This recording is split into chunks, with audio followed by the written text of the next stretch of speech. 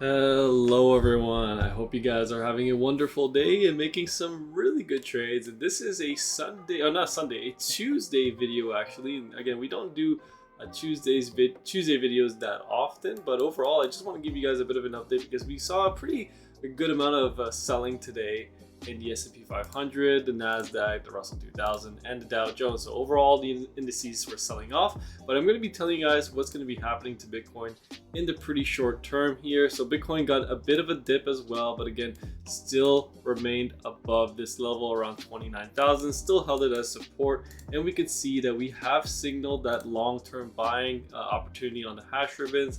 Probably a lot of YouTubers have talked about this. I don't know who you guys watch other than me. But overall, a lot of people have been very bearish, and we can see that right now, that green money flow is starting to fade, and we're getting bearish dual band strength index numbers. And yes, obviously, Bitcoin could very well start to roll over here, and we could head to lower prices as low as maybe 27,000 to 24,000. Although I think that would be the most unlikely scenario at the moment. If you guys have paid attention to my alerts inside the Discord, and by the way, if you guys want to sign up for the Discord, you guys get trades like this. Yesterday we closed a short on BLZ up over 272%, and then Hayden was actually able to hold his short on Mana here, and he held it into the full take profit on Mana up 168%. Again, we're not always going to get those trades. Ape unfortunately went on without us, and we didn't get those trades. So if you guys want to sign up and get those awesome trades like we post all the time, the link's in the description. Right? And again, sometimes we get stopped out. This one, the first one that I get it on BLZ, I got stopped out, but I made it all back plus some with a 272% gain. All right? So sometimes you just have to be patient. You got to wait it out, right? And you got to take those trades. Sometimes if you take a trade and it doesn't work out and you say, "Oh my God, I got stopped out. He's not doubling my account in one single trade," and you want to quit, and then you don't want to take the next trade because the first trade was bad. Then you know what? Now you didn't take the second trade. Now you're completely sitting at a total loss. I've taken both trades. I've taken a loss and a profit, and I'm actually still making money because I've actually made all my money back with this 272% gain on BLZ. All right. Anyways, I'm digressing. Let's keep going here. I just want to talk to you guys about the commitment of traders report. You guys can see that the commercial money has actually added a significant amount of contracts to the long side. And again, commercial money is usually like 90% of the time they're correct. And then non-commercial and non-reportables are usually wrong. But the important part is that commercial money is long. And at the moment, right, they are getting positioned for a potential rally towards the upside.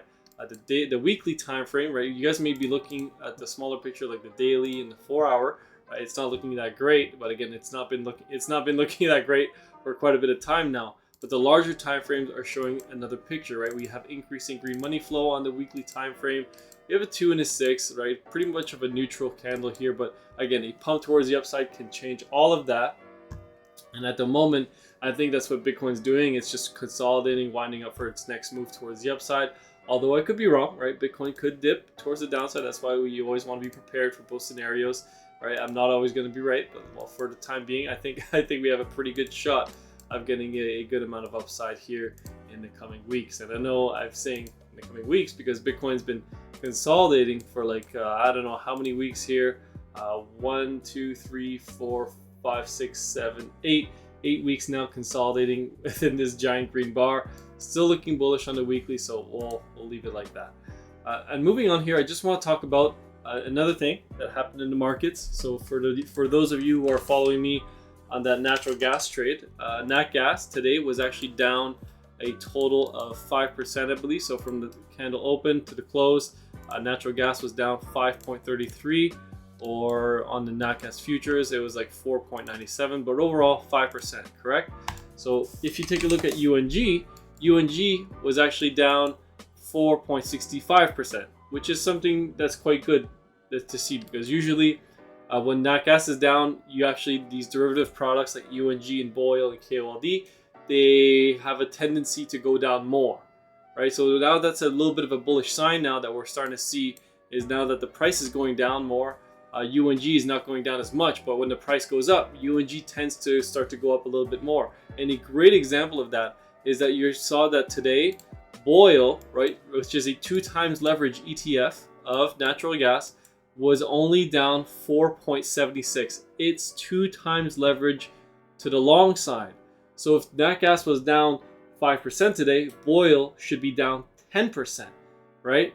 And now we're starting to see that flip, because before, when we were going down 4% in nat gas, and during this big crash here, Boyle sometimes would go down 9%, right? And when we would go up 5%, Boyle would only go up 6%, right? Which was quite bearish, right? And you can see that Boyle was actually chopping sideways, and it kept going down more and more and more with the decay that's built into it. And nat gas, was just consolidating sideways, as you guys could probably tell. But Boyle went down a little bit more. But now what we're starting to see is, it's starting to flip a little bit. You're starting to see these futures contract. They're pushing towards the upside.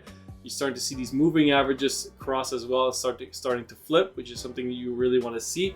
Again, you probably want to take a look at it on natural gas itself, and not the derivative products, because they can be skewed with decay and stuff like that. But overall, you're starting to see nat gas. It's just going to hold this support. It can go even lower, right? It can test 2.4 and start to bounce back up, although that would be a test of this 100-day moving average. That's not really something we want to see. We want to see it push up, break up over that 200-day right around $3.36, and then hold above it and keep moving up. So again, that is something really bullish that I like to see on Boyle and natural gas overall. And then looking at the weekly on that gas, it is still looking bullish, even with this 4% drop in the last couple of days.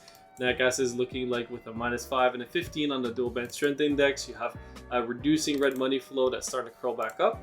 At the monthly time frame, signaling a green dot at the moment, although there's 15 days left, which is 2 weeks in the month. And that, again, a lot of things can happen within then.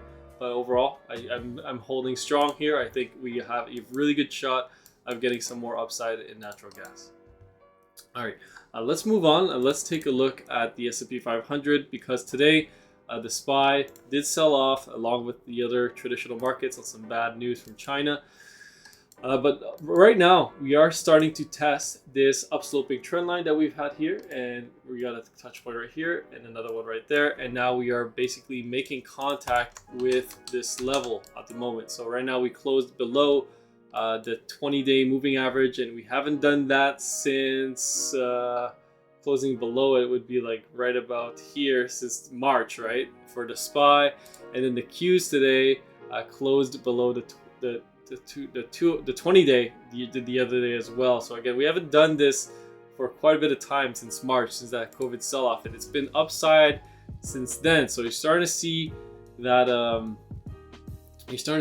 that money printing, that the liquidity injections from the banks failing, it's starting to wear off just a little bit, but it doesn't mean that it's fully out of the system. That's why you could probably see another bounce up, maybe some consolidation before we actually break this trend line towards the downside. And right now, you need to still respect this bull trend. I have not, right? And at the moment, it's still looking very bullish, right? You could still bounce from these levels. A lot of people are expecting it to do something like this, right? Which is, it's still possible. Anything can happen in this market, but you want to play the odds, and the odds are that you're probably going to bounce off this trend line and hold above this 200-day moving average. Sorry, not this 200-day, but the 20-day. But you did close below it, but you didn't confirm, so I'll probably maybe reverse up in the coming days. It is option X week, so be prepared for some whipsaw moves. You really want to be, on the defensive here.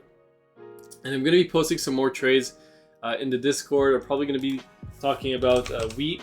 I really like wheat at the moment. Wheat is probably another commodity that I'm going to be accumulating. I think we're getting some option X game playing at the moment, so I'm probably going to be accumulating this. If we maybe tag the $6 level, or to be honest, I might just open a position out tomorrow, because I really like what wheat is doing at the moment. And then moving on, I just want to talk about another one as well that I had my eye on for quite a while. Let me just take a look here. If I can't find it, that's okay. That's not a problem. What's it? Workhorse. No, it's not this one, but I think it was in the lines with one of these single ETFs here. I think it was no, it wasn't hydrogen. I think it was palladium. Was it palladium? Yeah, I think it was palladium. So I'll probably let you guys know when I'm gonna get into palladium or another commodity trade. But overall, I think this one's going to get pretty oversold here. If we go down to maybe 106, tag this previous pivot, I might start to get interested.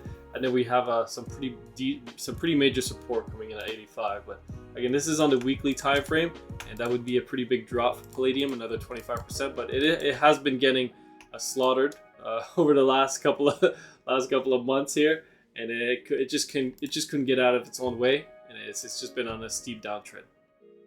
All right, so right now what we want to see is a palladium form a base, but we definitely could get a bit of a wick down, and I push down and to bounce back down to 106. So I'll keep you guys up to date if I enter any positions like that. And then oil got a bit of a sell-off, right, off that China news. It definitely added to my position today, and I think oil is probably going to head back down to 76 or 77, retest this level of support, retest the 200-day moving average of support. If it can hold it, then you can probably get a bounce back up to maybe 87, 86. And then after that, I think you're probably going to create a pretty good bearish divergence. More news is going to come out in the markets that the recession is near. It's going to be worse. Right now everyone's starting to discount the recession. Now they're writing it off. There's going to be no more recession. So I think now more than ever there's going to be a recession. Before everyone was talking about it, and the markets kept going up and up and up. Now that the markets are near all-time highs, everyone's starting to discount the recession, and it's time to long now. And now that markets are near all-time highs, it's time to long. Although we still could have some more upside, right? I'm not discounting it. I'm not saying that we're not going to go near the all-time highs and maybe make a retest of a double top or even break it, right? I'm just saying we need to be cautious, right? It's obviously really difficult to short this market. Everyone's trying to short it at the same time, me as well, and it's obviously not working. We need to obviously keep dollar cost averaging, but when the market will and does eventually roll over, then those shorts are gonna pay out, obviously, and we're gonna reap the rewards. I think that's it for today. We can take a look at the yields. The yields have been pushing up higher, and that's just something that's really concerning for the markets. If yields get anywhere above and close above 5%, for like the 2-year, that's going to be extremely concerning. That's going to be putting a lot of pressure on the Fed to potentially raise rates more. And again, the Fed has announced that they're done. They don't want to raise rates anymore because they think that they've achieved a certain level. And if they do raise more, then we are really going to get a big problem in this market. Right now, we're coming off a strong uptrend. If you do some consolidation, it very well could break up towards the upside. That would be very bearish for the markets. But if yields pull back, maybe we'll get a bit of another rally. But I think if the yields start to go down, that's when the markets are probably going to start to go down as well, because the Fed has announced that there's going to be no rate cuts for a while now. All right, guys, thanks for listening to my YouTube video. If you guys want to subscribe, the link's in the description. To my stock and crypto trade alerts, and if you guys want to sign up for Fair Desk Trading, there's actually a $1,000 bonus at the moment for anyone that wants to sign up and get some pretty good decent money there. It's a trading competition at the moment. It's just like the first one that can get to 50,000 trading volume, which is really easy. I think if you deposit like 500 USDT and you do like 100x leverage trade, which obviously I don't recommend, then you're gonna get to your $50,000 volume pretty quickly. Or you probably just need to enter a trade and exit it. But overall, you guys can look at it. The link's in the description, and I'll be posting inside the Discord too. All right, love you all. Peace.